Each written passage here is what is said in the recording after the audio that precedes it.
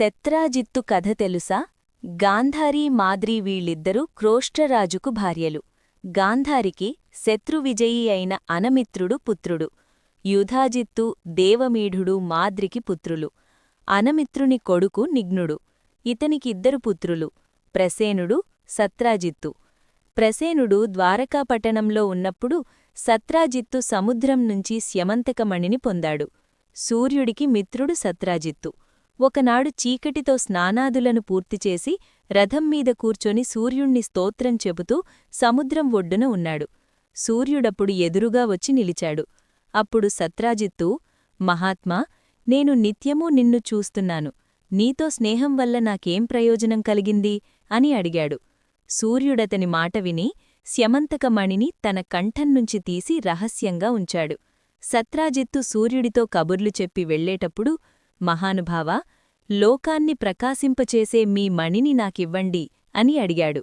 సూర్యుడు మణిని అతనికిచ్చాడు. సత్రాజిత్తు ఆ మణిని ధరించి తన పట్టణానికి వచ్చాడు. పట్టణంలో ప్రజలు సూర్యుడే వస్తున్నాడని నలువైపులకు పరిగెత్తారు.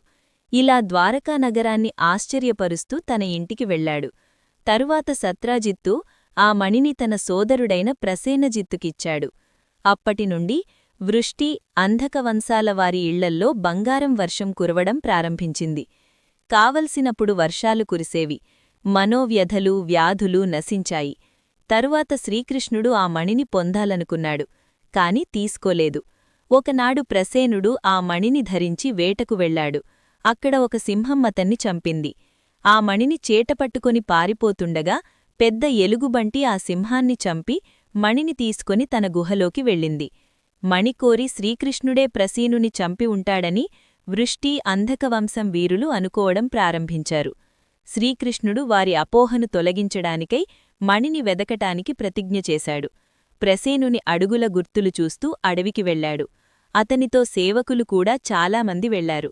చాలా చోట్ల వెదకగా చివరకు ఒకచోట ప్రసేనుడు గుర్రంతో పాటు చచ్చిపడి ఉన్నాడు. అతని వద్ద మణిలేదు.